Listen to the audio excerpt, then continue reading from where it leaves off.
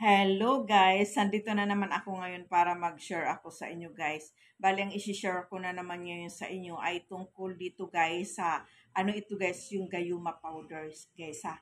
Gayuma powder. Yan guys, kasi may mga, kumbaga ituturo ko kung paano ang tamang proseso nito guys ha, para ito ay maging epektibo. Bali, nakashare na ako nito dati guys, pero kumbaga kulang pa yun guys, kulang yung kumbaga hindi detalyado guys yung paliwanag ko doon sa nauna kong na vlog guys ha. Kasi bali may gumamit nito guys na talagang subok talaga guys. Kumbaga ikikwento ko sa inyo yung istorya ng naging buhay niya. Kaya gumamit siya nito. Yan guys ang ibig kong sabihin. Bali ito guys ha, ang powder na to na gayuma guys ay kumbaga iaano lang ito sa pagkain o kaya inumin ng iyong target. Kung sino man yung target mo, babae man yan, lalaki, jowa mo man yan, asawa o kahit na sino pa yan guys ha. Napakaganda nito guys na gayuma na to. Pampaamo talaga kumbaga napakaganda.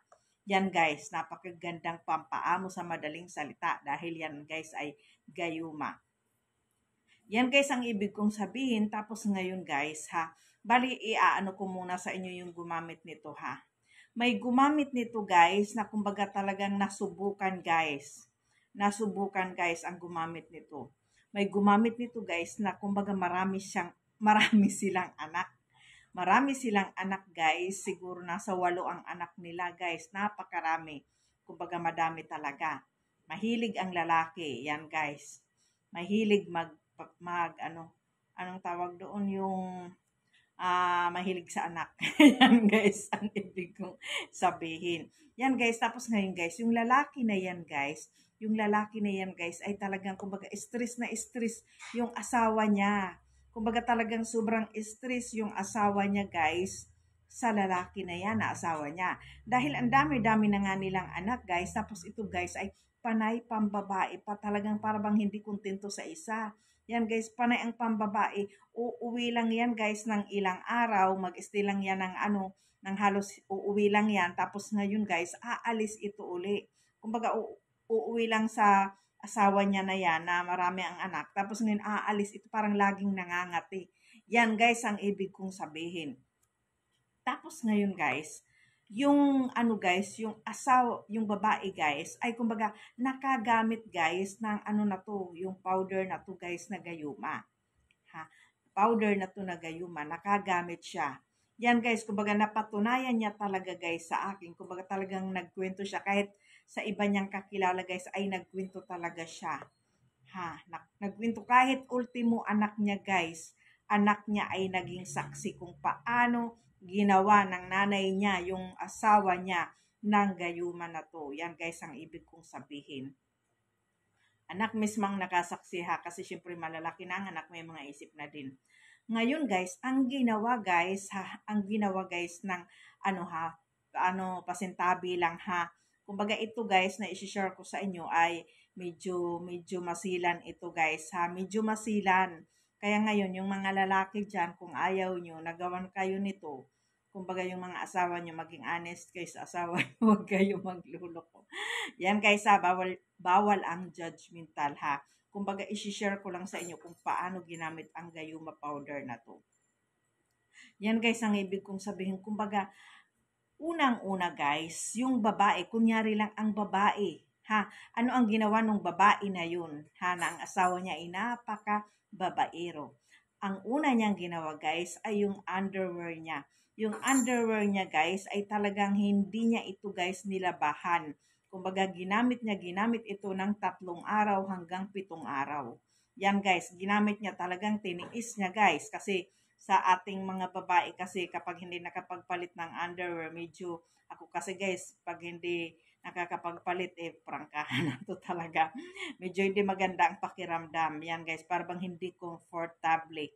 Yan guys, ganyan. May mga babae na ganyan.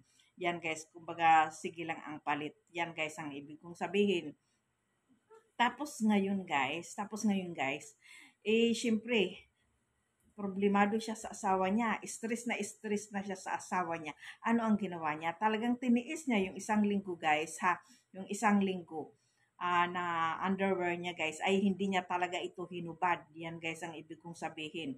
Pero sabi ko naman, pwede naman na halimbawa kunyari lang ha, araw, ibalik na lang, isuot uli pag araw. Yan guys, pero pag gabi, syempre, lalo na sa mga asawa dyan, pwede naman kayo magbihis pag gabi. Tapos ngayon, yung hinubad nyo, nagagamitin nyo sa gayuma na to guys, ay kumbaga, anuhin nyo na lang, itabi nyo muna. Tapos kinaumagahan, gamitin nyo uli ha, sa may mga asawa. Pero kapag wala kayong asawa, kung kaya nyong, kapag malayo ang asawa nyo guys, halimbawa, kunyari lang, bihira umuwi.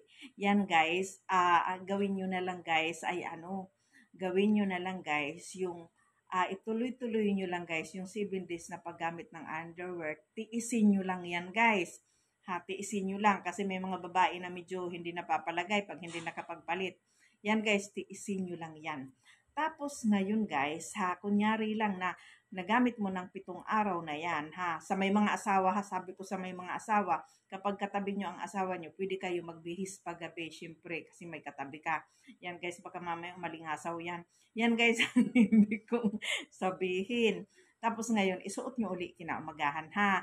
Yan guys, 7 days, gawin nyo yan ng 7 days. Tiisin nyo yan guys, tiisin nyo. Tapos ngayon guys, itabi nyo muna yan, yung underwear na yan ha. Tapos ngayon, halimbawa nandyan yung asawa mo, itsimpo mo guys ha, na Tuesday or Friday ha.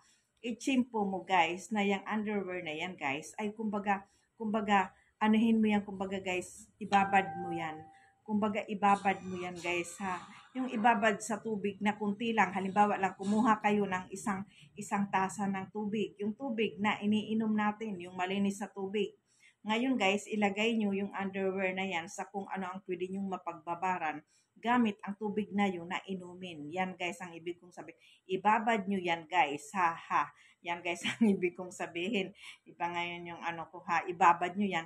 Tapos ngayon guys ha, kusut-kusutin nyo yung sa may guys.